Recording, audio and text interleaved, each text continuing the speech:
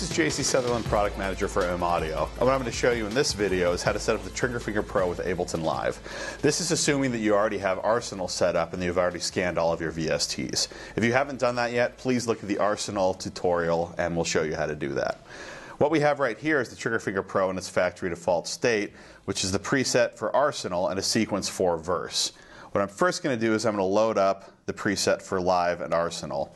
And what this does is this actually has the setup for Mackie control and Arsenal control in kind of a general way. I'll show you later in the video how to set it up specifically if you want to do different banks or whether you want your knobs, faders, or buttons in Mackie control or Arsenal control, because you have basically the choice to do anything. It's that flexible.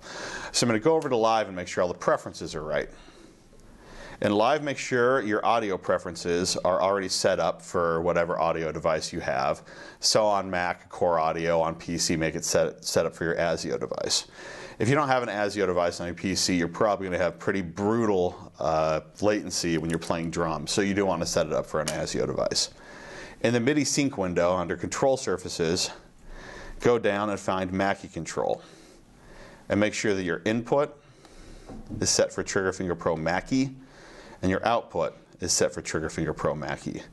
You'll notice if you are doing a PC, you will not see the third port, which is the Trigger Finger Pro Arsenal port, because the Windows driver actually hides that port. Down on the MIDI ports window, you're going to want to enable for Trigger Finger Pro MIDI track, for input Trigger Finger Mackie control input, for sync and remote, as well as track. And on output, it's pretty much the same setup. So MIDI output and the outputs for Mackie control.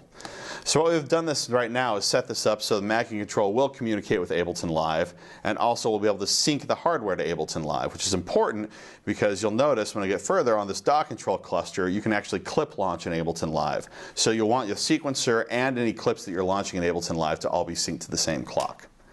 So to do that in the hardware right now, I'm going to exit out of this window and go to Preferences and make sure that my clock is set to external. I'm going to load up an empty sequence right now. But you'll notice when I hit play here, the transport in Ableton Live will also start going. So now we're going to go actually into the control UI focus to show you what each one of these are doing. And first I'm going to load up an instance of Arsenal. So we'll have an instantiation of Arsenal to communicate with.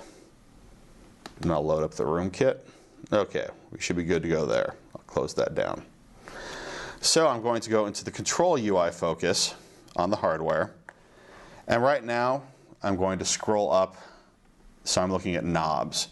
Right now bank A is set to Arsenal mode, and how I can change that is on the mapping button. Right now it's set for bank A to be Arsenal, bank B to be Mackie, bank C Arsenal, bank D Mackie. I'm going to toggle all right now to Mackie control mode just to show you what you can do in Mackie control mode. So right now they're all Mackie. I hit exit and bank A, you'll notice now the knobs are assigned to the virtual pots. And I'm doing with pans right here. So how to change what the knobs are doing, however, I can hit assign and I can choose basically plug-in EQ instrument or scroll over and choose pan, center, track. So then with these knobs I control any of those parameters in Ableton. Hit exit out of that. And this tracks button right here, because you will notice that normal Mackie control is in banks of 8. So because I only have 4 right here to see the other 8, I hit that and it'll show me the next bank of 8. And if I have a session that has more tracks than 8, I can hit that button and scroll over and bank over that way. So go back to 1 to 4. And now I'm going to change the control type, so I'll be looking at faders. Now the faders are still, in the mapping, are still set to Arsenal, Mackie, because each one of these are independently set.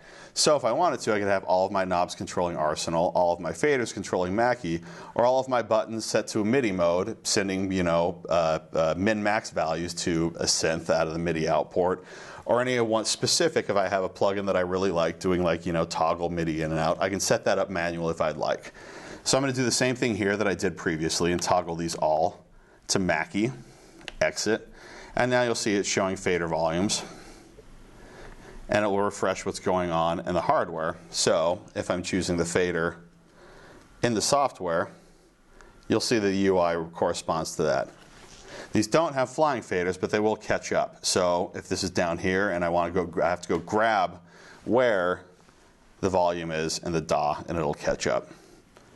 Now I'm going to scroll down to back to buttons, and this is showing what the buttons are, because the buttons right now, like before, are going to be Bank 1, Arsenal. So if I control, you'll see that I'll be going through the different ones. But I'm going to go back and do the same thing I did previously, and mapping and toggle all to Mackie mode. Hit exit, so I'm in Bank 1 looking at the buttons in Mackie mode, and the function right now is set to mute. So I can mute my tracks there. If I want to change the function, I can just toggle through these between V-select, mute, solo, track select, and record arm. If I go further down